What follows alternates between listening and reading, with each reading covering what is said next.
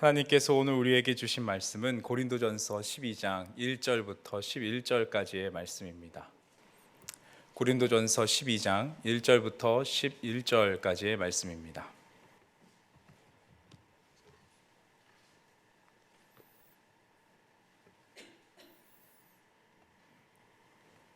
하나님의 말씀을 한 목소리로 봉독하시겠습니다. 형제들아, 신령한 것에 대하여 나는 너희가 알지 못하기를 원하지 아니하노니 너희도 알거니와 너희가 이방인으로 있을 때에 말 못하는 우상에게로 끄는 그대로 끌려갔느니라. 그러므로 내가 너희에게 알리노니 하나님의 영으로 말하는 자는 누구든지 예수를 저주할 자라 하지 아니하고 또 성령으로 아니하고는 누구든지 예수를 주시라 할 수 없느니라.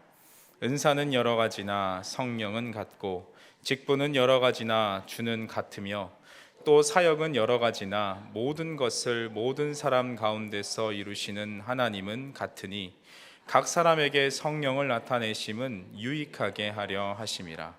어떤 사람에게는 성령으로 말미암아 지혜의 말씀을, 어떤 사람에게는 같은 성령을 따라 지식의 말씀을, 다른 사람에게는 같은 성령으로 믿음을, 어떤 사람에게는 한 성령으로 병 고치는 은사를, 어떤 사람에게는 능력 행함을, 어떤 사람에게는 예언함을, 어떤 사람에게는 영들 분별함을, 다른 사람에게는 각종 방언 말함을, 어떤 사람에게는 방언들 통역함을 주시나니 이 모든 일은 같은 한 성령이 행하사 그의 뜻대로 각 사람에게 나누어 주시는 것이니라. 아멘. 성령 충만함이란 무엇일까요? 지금도 참 어렵지만 저는 대학생 시절부터 이 성령 충만함, 이것을 고민하면서 성령님께서 참 가깝고도 먼 분이시구나라고 생각이 들었습니다. 왜냐하면 기도도 많이 하고 또 말씀 묵상도 많이 했지만 성령님이 가까워졌다라고 느껴질 때면 저는 성령의 은사를, 외적인 능력만을 바라보고 있는 저의 모습을 곧 발견했기 때문에 그렇습니다. 또 반대로 너무 외적인 능력만 쫓지 않으려고 애쓰다가 오히려 성령님하고 멀어진 저를 또 발견하게 됐죠. 이런 줄다리기가 계속되다가 한 번은 제가 대학생 때 성령님과 조금 더 멀어지게 된 사건이 있었습니다. 저는 고등학생 때부터 이 성령 충만함에 관심이 많아서 많은 성령 사역한다는 곳을 찾아다녔었는데요. 한번 맛을 본 사람은 그 맛을 잊지 못한다고 하죠. 갈멜산 기도원, 강남 금식 기도원, 오살리 기도원, 또 흰돌산 기도원, 그 명품 기도원이라고 불리는 그런 기도원들 안 가본 곳이 없었습니다. 거기다가 만족하지 못하고 소위 로컬들만 안다고 하는 동네 숨겨진 기도원까지 섭렵하면서 성령 충만함을 간구했었습니다. 보통 가면은 2-3시간 집회하고 그리고 기도를 또 따로 개인적으로 하다 보면 집에 돌아오면 11시가 넘어갈 때가 참 많았는데요. 부끄럽게도 지금 생각해 보면 그때가 지금보다 더 많이 기도했던 것 같습니다. 그러다가 어느 날 로컬인데도 불구하고 굉장히 뜨거운 기도원이다 하는 유명한 기도원을 찾아가게 됐는데요. 이름도 듣지 않고 어머니 손을 붙잡고 가게 되었습니다. 해외에서 유명한 목사님이 오셨다고 하고 주차장부터 차가 꽉 들어찼는데 엄청나더라고요. 그래서 저희는 앉을 자리도 없어서 그 반대편 건물 교육관에 영상으로 예배를 드렸는데요. 영상으로 예배를 드렸는데도 불구하고 그 성령의 뜨거운 역사가 교육관까지 전해졌습니다. 한 차례 기도회가 마무리되고 설교가 시작되는데 초빙되었던 강사 목사님께서 조금 거북한 말씀을 하기 시작했습니다. 굉장히 직접적으로 헌금 이야기를 하시면서 자기가 운영하는 그 선교회의 헌금을 내야 한다. 이 집회가 끝나기 전까지 헌금을 많이 낸 사람은 많은 복을 받을 것이다. 대략 이런 내용이었습니다. 그런데 갑자기 이 부흥회를 주최했던 담임 목사님께서 화면에 딱 등장하시더니 집회를 중단해야겠다라고 말을 하는 겁니다. 이 목사님이 너무 성령 충만한 분이시고 뜨거운 분이시라고 해서 모셨는데, 어렵게 모셨는데 자신과 상의되지 않은 이 헌금 이야기를 막무가내로 했었기 때문에 성령님께서 이 집회를 중단하라고 음성을 들려주셨다, 이렇게 얘기를 하시는 겁니다. 벌써 눈치가 빠르신 성도님들께서는 아시겠죠. 부흥의 강사님도 성령 충만함에 따라 자기 선교회에 헌금 내기를 강요했었고, 이 집회를 주최했었던 목사님도 성령의 인도하심 따라서 자신이 집회를 중단해야겠다고 말을 했습니다. 어떤 성령님의 말씀이 진짜 성령님의 말씀일까요? 저는 그 당시에 신학을 공부하지 않았고 또 잘 모르는 게 많았던 터라 참 혼란스러웠습니다. 그런데 나중에 시간이 지나고 밝혀진 사실인데요. 시간이 좀 지나고 나서 이 두 사람 모두가 아주 극단적인 은사주의자로 주요 교단에서는 모두 비성경적인 이단으로 판정이 난 것입니다. 서로 자신이 성령의 음성을 들었다고 말하면서 경쟁적으로 말했지만 결국 둘 다 틀렸던 것이죠. 이렇게 성령의 임재, 성령의 능력이 나타나시는 것은 교단과 또 어떤 교회인지 상관없이도 얼마든지 나타날 수 있습니다. 그렇기 때문에 성경에서도 조심 또 조심해야 한다라고 말했던 것이죠. 뜨겁게 성령 체험하고 선교지 가서 기도할 때 병자가 낫고 방언을 통역하고 또 예언의 은사가 나타나면 얼마나 멋있고 좋습니까? 또 하나님의 선교에도 얼마나 큰 도움이 되겠습니까? 저는 이렇게 좋은 의도로 성령 충만함을 구했었지만 아주 부분적인 것만 몰두하고 집중했던 터라 그 덕에 저는 오히려 성령님과 멀어지는 일을 경험하게 됐습니다. 오늘 본문의 배경이 되는 고린도 교회에서도 이와 비슷한 일들이 있었죠. 오늘 본문을 통해서 성령 충만한 사람에게 나타나야 할 마땅한 세 가지 반응을 함께 살펴보시고 하나님이 바라시는 진정한 성령 충만함이 무엇인지를 나누면서 우리 성령의 임재를 경험하게 되시는 은혜의 시간 되시기를 소망합니다. 성령 충만함을 받은 사람은 필연적으로 그 증거가 밖으로 나오게 돼 있습니다. 왜냐하면 성령 충만한 사람은 가만히 있을 수가 없어서 그 은사가 마구마구 밖으로 나오는 것이죠. 그리고 그 충만함이 잘 드러나야 올바른 성령 충만함을 경험했다라고 말할 수 있습니다. 성령은 나만 알고 있고 나만 경험하기 위해서 하나님께서 주시는 것이 아니기 때문입니다. 그런데 고린도 교회의 그리스도인들은 아주 잘못된 사례를 보여주고 있습니다. 그들은 교회 안에서 누가 서로 성령 충만한 사람인지 누가 더 큰 사람인지 경쟁하듯 다퉜습니다. 나만 높이고 나만 드러나는 데를 몰두했던 것이죠. 이 일로 교회는 분열 직전까지 놓이게 됐는데요. 우리 지도를 하나 보시죠. 여기에는 고린도 교회가 위치한 지역적인 특성도 한몫했습니다. 지도를 보시면 고린도 도시의 위치가 아주 절묘하죠.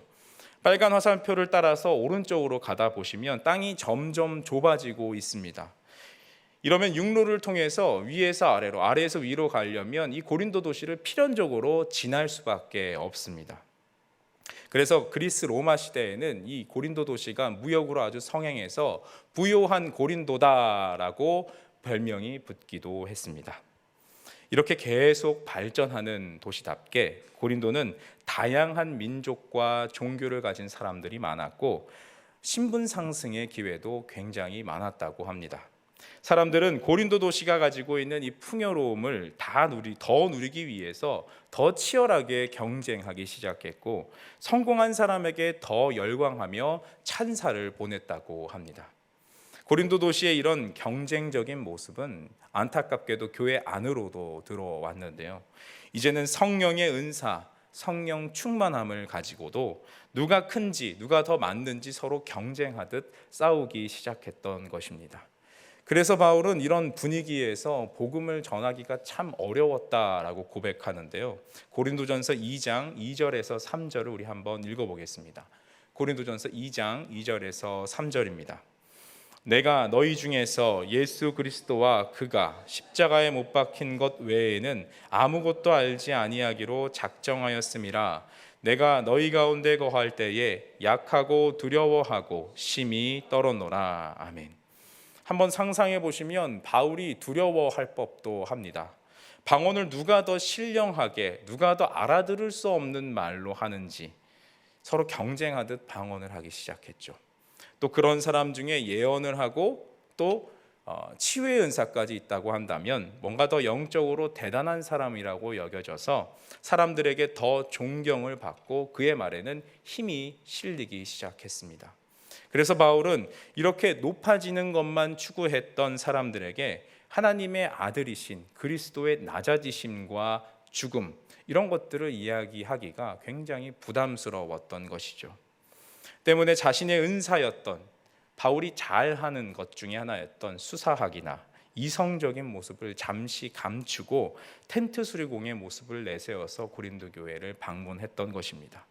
얼핏 생각해 보면 고린도 교회가 좋아하던 그런 분위기, 지적인 분위기, 또 바울하면 얼마나 영적인 사람이었습니까? 3000층도 다녀왔던 사람이었고 방언하면 그를 따라올 사람이 없었다고도 말을 합니다. 이런 은사들을 마음껏 활용해서 고린도 교회에서 사역했다고 하면 오히려 시너지가 나왔을 것이라고 생각이 드시겠지만, 바울은 일부러 이런 과열된 경쟁을 절제시키기 위해서, 또 올바른 성령의 은사 사용법을 알려주기 위해서 방금 우리가 읽었던 고린도전서 2장 2절에서와 같이 오직 한 가지 매력, 예수 그리스도의 십자가의 복음의 능력만 전하겠다고 결단했던 것입니다. 그래서 겉으로는 바울보다 고린도 교회 사람들이 더 지적으로 보였고 또 더 신령해 보였지만, 바울은 이들에게 고린도전서 3장 1절과 같이 말을 합니다. 고린도전서 3장 1절입니다. 형제들아, 내가 신령한 자들을 대함과 같이 너희에게 말할 수 없어서 육신에 속한 자 곧 그리스도 안에서 어린아이들을 대함과 같이 하노라. 아멘. 바울은 고린도 교회 사람들에게 그들을 영적인 사람들로, 성령 충만한 사람들로 보지 않겠다라고 말을 합니다. 그리고 나서 이런 무분별한 성령의 은사 남용을 제지시키고 오늘 본문에서 성령의 은사를 사용하는 내부 규칙을 만들어서 하나님이 원하시는 성령 충만함에 이르도록 바울은 가르치려고 했던 것입니다. 이 목적을 기억하시면서 오늘 본문을 다시 한번 보도록 하겠습니다. 첫 번째로 성령 충만한 사람이 나타내는 반응으로 성령의 9가지 은사가 있습니다. 우리 8절부터 10절을, 우리 오늘 본문 8절부터 10절을 다시 한번 읽어보겠습니다. 어떤 사람에게는 성령으로 말미암아 지혜의 말씀을, 어떤 사람에게는 같은 성령을 따라 지식의 말씀을, 다른 사람에게는 같은 성령으로 믿음을, 어떤 사람에게는 한 성령으로 병 고치는 은사를, 어떤 사람에게는 능력 행함을, 어떤 사람에게는 예언함을, 어떤 사람에게는 영들 분별함을, 다른 사람에게는 각종 방언 말함을, 어떤 사람에게는 방언들 통역함을 주시나니. 아멘. 이 9가지 은사들 하나하나를 다 다루다 보면 오늘 하루가 부족하기 때문에 오늘 바울이 이것을 이야기한 의도만 다루고 넘어가도록 하겠습니다. 먼저 바울은 은사가 이렇게 다양했지만 한 성령님 안에서 주어진 것이며 성령의 자유로우심으로 각 사람에게 은사를 주셨다라고 말하고 있습니다. 우리 11절을 한번 보시면 이 모든 일은 같은 한 성령이 행하사 그의 뜻대로 각 사람에게 나누어 주시는 것이니라 라고 되어 있습니다. 고린도 교회 사람들은 성령님의 자유로우신 뜻에 따라서 선물로 그 은사를 거저받은 것인데 마치 자신이 조금 더 특출나서 은사를 쟁취하고 경쟁하듯이 얻어냈다라고 생각했던 것입니다. 바울은 이런 사람들에게 이런 다양한 은사들을 주신 성령님은 우리가 특별하기 때문에 은사를 주신 것이 아니라 은혜로 거저 은사를 주신 것이다 라고 말하고 있는 겁니다. 우리도 종종 이런 경험이 있죠. 성령 집회나 부흥회 가보시면 더 많이 기도하고 더 집중해서 찬양하면 성령이 다른 사람들보다 더 뜨겁게 임하고 더 특별한 은사도 받을 수 있을 것이라고 생각하게 됩니다. 실제로 인도하시는 목사님들도 비슷한 제스처와 말씀들도 많이 하시죠. 목소리를 허스키하게 내시면서 불 이렇게 더 뜨겁게 기도해라 요구하시기도 합니다. 물론 예배와 기도에 더 집중하게 하시려고 이런 이야기들을 하시는 것이지만 그 분위기를 대하는 사람들의 반응이 너무나 제각각인 것이 문제입니다. 보통 이런 경우 기도회가 점점 과열 양상을 띠게 되는데 그런 분위기에서 성령 체험을 하게 되면 누가 더 성령을 뜨겁게 경험하는지를 놓고 경쟁하듯 기도하게 됩니다. 집회가 끝나고 누구는 예수님을 보았다, 누구는 예수님의 음성을 들었다, 이런 간증이 막 끊이지 않는데요. 본 것이 더 좋은 것인가, 아니면 음성을 들은 것이 더 좋은 것인가? 유치해 보이지만 본 사람은 본 사람대로, 들은 사람은 들은 사람대로 그 안에도 등급이 생겨서 가슴 한켠에 우쭐함을 가지고 돌아가게 됩니다. 바울은 오늘 본문에서 이런 분위기 자체가 무의미한 것이다 라고 우리에게 말해줍니다. 왜냐하면 오늘 본문 7절에서 이렇게 이야기하기 때문인데요. 우리 7절 각 사람에게, 이 부분만 한번 같이 읽어보겠습니다. 각 사람에게 성령을 나타내심은 유익하게 하려 하심이라. 아멘. 우리말 개역 성경에는 번역이 되어 있지 않지만 NIV 성경에 보시면 그 목적이 분명하게 나와 있습니다. 각 사람에게 성령을 나타내시고 은사를 주시는 이유가 커먼 굿, 공동의 이익, 바로 공동체의 유익을 위해서 주셨다라고 말합니다. 그래서 오늘 성령의 9가지 은사 목록을 아주 면밀하게 살펴보시면 제일 마지막에 놓여 있는 은사가 무엇이었습니까? 방언의 은사였습니다. 앞서 지혜와 지식의 말씀, 말씀의 은사, 7가지 은사들은 모든 사람의 유익을 위해 잘 사용될 수 있는 은사들이었지만 방언과 방언 통역은 개인의 영성을 위해서 도움이 될 때가 더 많기 때문에 그렇습니다. 바울이 굳이 방언과 방언 통역의 은사를 뒤로 놓은 이유가 바로 여기에 있는 것이죠. 그렇다고 방언이 은사에서 좀 더 하위 개념에 있다는 말씀은 아닙니다. 앞서도 말씀드렸다시피 모든 은사는 계급이 없으며 동일하게 한 분 성령님께서 주신 선물이기 때문에 그렇습니다. 다만 고린도 교회가 유독 이 방언의 문제에 의해서 시끄럽게 되었기 때문에 바울은 목록 가장 뒤에다가 이 방언을 두고 13장에서도 이것을 천사의 말이다라고 하면서 한 번 더 자세하게 다루는 것입니다. 이처럼 한 분이신 성령님께서 우리에게 성령 충만함을 경험하게 하시고 또 그에 따른 반응으로 은사를 주시는 이유는 우리가 속한 교회와 공동체의 유익을 위해 주시는 것입니다. 그러나 만약 은사를 받은 사람들이 고린도 교회 사람들처럼 서로 경쟁하듯 서로 우월함을 내세운다면 그것은 바울의 말처럼 영적인 사람들이 아닌 사람들이 되는 것이죠. 그래서 두 번째 반응이 이어서 중요합니다. 두 번째로 성령 충만함을 경험한 사람이 보이는 반응으로 오늘 본문 3절 같이 예수를 주라라고 고백하게 됩니다. 우리 3절을 다시 한번 읽어보겠습니다. 그러므로 내가 너희에게 알리노니 하나님의 영으로 말하는 자는 누구든지 예수를 저주할 자라 하지 아니하고 또 성령으로 아니하고는 누구든지 예수를 주시라 할 수 없느니라. 그렇습니다. 우리가 예수님을 구주로 고백하고 나의 삶을 통치하시는 왕이시라고 고백할 수 있는 그 이유는 바로 성령님 때문에 그렇습니다. 나의 의지나 나의 힘, 나의 지혜에서가 아니라 바로 성령님께서 우리에게 예수를 주라 고백하게 하시는 것입니다. 고린도 교회의 어떤 높은 지식과 학문도 그 자체로 예수님을 주님으로 고백하게 할 수 없었습니다. 오히려 그들은 그 지식을 가지고 다른 이들을 괴롭히는 데 즐겨 사용했던 것이기 때문입니다. 헬라어에서 예수를 저주할 자라는 이 부분이 동사 없이 단순히 하이픈으로 연결되어 있는 것을 보면 예수님이 저주를 내리신다라고도 이 부분을 번역할 수 있는데요. 이것은 고린도 도시의 한 유행을 보여주는 것입니다. 자신이 믿는 신의 이름으로 다른 이를 저주하는 것이죠. 말하자면 예수님의 이름으로 너는 저주를 받아라라고 하는 사람들이 교회 안에 있었던 것입니다. 아마도 바울은 이것을 의식하고 이런 일은 성령 충만함을 받은 사람들이 할 수 없는 일이다라고 힘주어 이야기하는 것이죠. 앞서 은사 목록 자체가 공동체를 위한, 공동의 유익을 위한 것임을 다시 생각해 보실 때 누군가를 해야 하는 저주를 말하기 위해 성령이 역사하신다는 것은 상상할 수 없는 일입니다. 다시 돌아와서 그렇다면 지금 예수님을 주님으로 고백하는 우리들은 어떤 상태일까요? 바로 우리는 모두 성령의 은사를 받은 사람들입니다. 누군가 성령의 은사를 받은 적이 있으십니까? 물어보신다면 자신 있게 예 그렇습니다 라고 대답하셔도 좋습니다.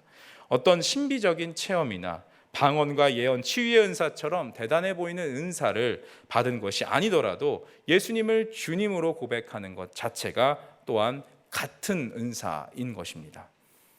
한번 질문을 해보겠습니다. 예수님을 나의 주님으로 고백하십니까? 아멘. 만약 그렇다면 우리 모두는 이미 성령 충만함을 받은 사람들인 것입니다. 이 고백을 기초로 성령님께서는 우리 모두에게 각각 성령의 자유하심으로 은사를 주셨습니다. 누군가는 이렇게 믿음의 고백으로, 어떤 사람에게는 위로의 은사로, 또 어떤 사람에게는 섬김과 기도의 은사를 부어주셨습니다. 혹시 아직 어떤 은사를 나에게 주셨는지 잘 모르시는 분이 계신다고 한다면 그것을 알게 해달라고 기도하실 때 깨닫게 하시는 하나님의 은혜가 있으실 줄 믿습니다. 또한 기도로 우리 교회를 위해, 또 가정과 셀 모임을 위해서 더 큰 성령의 은사를 간구하실 때 아낌없이 부어주시는 성령의 은혜도 경험하게 되실 줄 믿습니다. 마지막으로 이렇게 성령 충만함을 함께 경험한 우리들은 어떤 반응을 보여야 하겠습니까? 우리가 오늘 읽지는 않았지만 고린도전서 12장에 중요한 부분을 담고 있는 우리 25절과 27절까지, 25절에서 27절까지를 함께 읽어보겠습니다. 몸 가운데서 분쟁이 없고 오직 여러 지체가 서로 같이 돌보게 하셨느니라. 만일 한 지체가 고통을 받으면 모든 지체가 함께 고통을 받고, 한 지체가 영광을 얻으면 모든 지체가 함께 즐거워하느니라. 너희는 그리스도의 몸이요 지체의 각 부분이라. 아멘. 바울은 성령 충만함을 경험했던 사람의 반응을 그리스도의 몸으로 비유하면서 아주 효과적으로 말을 하고 있는데요. 당시 이런 비유는 굉장히 흔한 방법이었다고 합니다. 보통 이런 몸의 비유는 힘을 가진 사람이 힘이 약한 사람에게 너 우리 조직에 복종해라, 충성해라, 이렇게 강요하듯이 너 계속 복종 안 하면 재미없어, 이 말 하려고 했던 비유라고 합니다. 손이 머리의 명령에 복종하면 우리 조직의 질서가 위태로우니까 각 부분, 각 지체된 너희들은 우리 명령에 잘 따라야 돼, 이렇게 얘기했던 것입니다. 그러나 바울은 이와 아주 정반대의 방향으로 교회는 힘이 센 사람이나 약한 사람이나 한 성령을 마신 사람이다, 각 지체 중에 덜 중요한 사람 없고 더 중요한 사람 없다, 이렇게 말했던 것입니다. 우리는 몸의 감각기관 중에 가장 중요한 기관을 꼽으라고 한다면 어디를 꼽으시겠습니까? 바로 눈이죠. 눈으로 보고 위험한지 아닌지 이 사물을 보고 구별을 하고 판단을 하는데, 우리 뇌에 들어오는 이 시각기관, 시각 정보가 무려 외부에서 들어오는 정보의 80%를 차지한다고 합니다. 그래서 눈이 나빠지면 기억력도 조금 떨어지고 또 청력도 좀 떨어진다고 하죠. 이렇게 눈이 중요하니까 우리 몸에 눈이 조금 더 많이 생겨서, 귀 대신에 눈이 생기고 코 대신에 눈이 생겨서 좀 더 많이 정보를 얻는다고 한번 상상을 한번 해보시죠. 벌써부터 그 모습이 조금 괴기스럽지 않습니까? 소리와 냄새는 누가 담당할 수 있겠습니까? 바울은 이렇게 이야기한 것입니다. 지체가 다양하고 많지만 한 성령 안에서 이런 다양한 부분들이 한 몸을 이루고 있다라고 말하는 것이죠. 똑같이 한 몸으로서 중요하다는 것입니다. 그리고 한 걸음 더 나가서 22절에 보시면 그뿐 아니라 더 약하게 보이는 몸의 지체가 도리어 요긴하다라고 말을 하죠. 약해 보이는 몸의 지체가 도리어 요긴하다라고 말을 하고 있습니다. 실제로 그렇죠. 심장이나 간 같은 중요한 기관들은 눈과 같이 중요하지만 바깥에 있지 않고 안에 있습니다. 이것을 다시 고린도 교회에 적용해 보자면, 은사가 많고 다방면으로 두각을 나타내는 사람에겐 자신보다 은사가 적고 그저 교회에 출석하는 데 그치는 사람은 덜 중요하게 보일 수 있습니다. 그러나 오늘 말씀에 따르면 이 사람도 똑같이 중요한 사람인 것이죠. 반대로 은사가 많아 중요해 보이는 눈과 같은 사람은 그만큼 책임이 큽니다. 만약 그 사람이 은사가 적은 사람을 무시하게 된다면 몸 전체의 건강을 해치는 사람이 될 수도 있기 때문에 그렇습니다. 그래서 바울은 25절에서와 같이 서로가 서로를 돌보라라고 말을 한 것입니다. 모든 사람이 그리스도의 한 몸 된 교회이며 각 지체들이기 때문에 그렇습니다. 여기에는 어느 한 사람이 덜 중요하고 더 중요한 사람이 없습니다. 바울이 이어지는 고린도전서 13장을 사랑장으로 기록했던 이유가 바로 여기에 있는 것입니다. 각 지체는 서로 돌보며 서로 부족한 부분을 채워주고 사랑하기를 힘써야 합니다. 우리는 육상 선수가 금메달을 땄다고 해서 다리야 참 고생했다, 다리야 금메달 축하해, 이렇게 말하지 않습니다. 그 우승을 한 그 사람을 축하하고 그 사람에게 금메달을 지어주죠. 이와 같이 우리 공동체에서 한 지체의 성공은 교회의 성공이며 한 지체의 아픔은 또한 우리 모두의 아픔인 것입니다. 이를 긴밀하게 해줄 수 있는 방법이자 성령 충만한 사람에게 나타나는 마지막 반응은 바로 중보기도인 것입니다. 바울은 계속해서 모두라는 말에 힘주어서 강조점을 두면서 성령 충만함 자체가 원래 개인에게만 나타나는 것이 아니라 한 공동체가 모두 한 분이신 성령님을 경험하게 된다라고 말하고 있습니다. 그래서 성령의 임재를 진정으로 간구하고 경험한 사람은 자기 자신을 위해서도 간절히 기도하지만 거기서 그치지 않고 자기의 가족과 이웃 그리고 교회와 공동체를 위해 내 몸과 같이 여기며 기도하게 되는 것입니다. 이렇게 다른 사람을 위해 중보기도를 할 때 어떤 일이 일어나겠습니까? 실제로 우리 몸이 촘촘히 신경망으로 연결되어 있는 것처럼 이 중보기도는 우리 공동체를 서로 유기적으로 연결시키고 움직일 수 있게 도와줍니다. 한 셀에서 어떤 기도 제목이 어떤 아픈 사람이 있다는 소식을 듣고 교회 전체가 한 몸이 되어 한 뜻이 되어 이를 위해서 기도할 때 우리는 함께 아파하며 함께 기뻐하는 공동체로 더욱 성장할 수 있게 되는 것입니다. 디트리 보네퍼 목사님의 책 성도의 공동생활이라는 책에서 이렇게 이야기합니다. 그리스도인 공동체에서 중요한 것은 모든 개인이 하나의 사슬을 잇는데 반드시 필요한 지체들이라는 사실이다.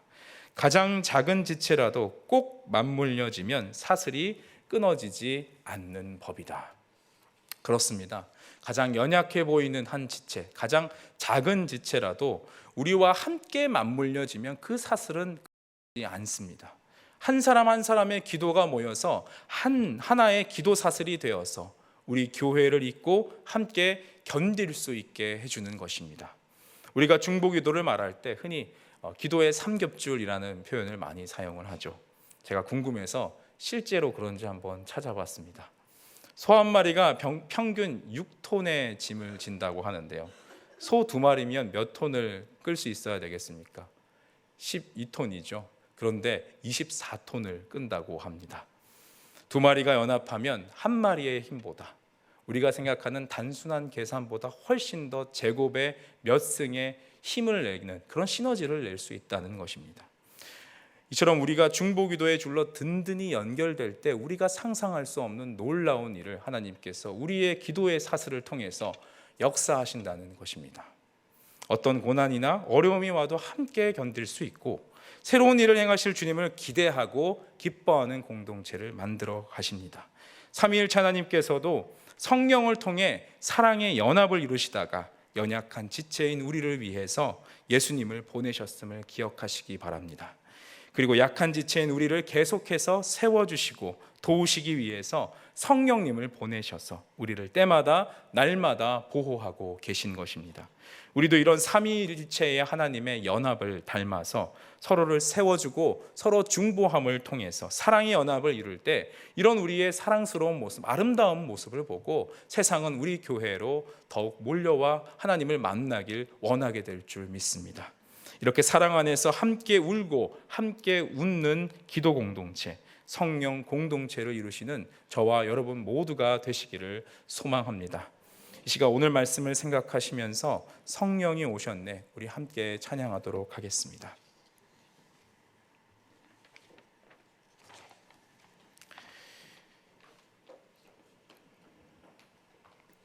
우리의 허무한 모습들을 보시면서 심지어 기도하기까지 힘들어하는 우리의 모습을 보며 하나님께서 우리를 그저 가만두지 않으시고 성령님을 통해 탄식하며 기도하게 하셨습니다.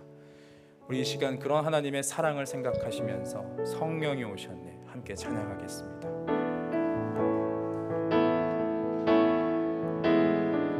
허무한 시절 지날 때 깊은 한숨 내쉴 때 그런 풍경 보시며 단식하는 분인데 고와 같이 너희를 버려두지 않으니 내가 너희와 영원히 함께하리라. 억눌린 자 갇힌 자 억눌린 자 갇힌 자 자유함이 없는 자 피난처가 되시는 성령님 계시네. 주의 영이 계신 곳에 잠자유가 있다네. 진리의 영이신 성령이 오셨네. 성령이 오셨네. 성령이 오셨네. 내 주에 보내신 성령이 오셨네. 우리 인생 가운데 친히 찾아오셔서 그 나라 꿈꾸게 하시네. 허무한 시절 지날 때 깊은 한숨 내쉴 때 그런 풍경 보시며 단식하는 분이네. 고와 같이 너희를 버려두지 않으리. 내가 너희와 영원히 함께하리라. 성령이 오셨네. 성령이 오셨네. 내 주에 보내신 성령이 오셨네. 우리 인생 가운데 친히 찾아오셔서 그 나라 꿈꾸게 하시네. 성령이 오셨네. 성령이 오셨네. 내 주에 보내신 성령이 오셨네. 우리 인생 가운데 친히 찾아오셔서 그 나라 꿈꾸게 하시네. 성령이 오셨네. 성령이 오셨네.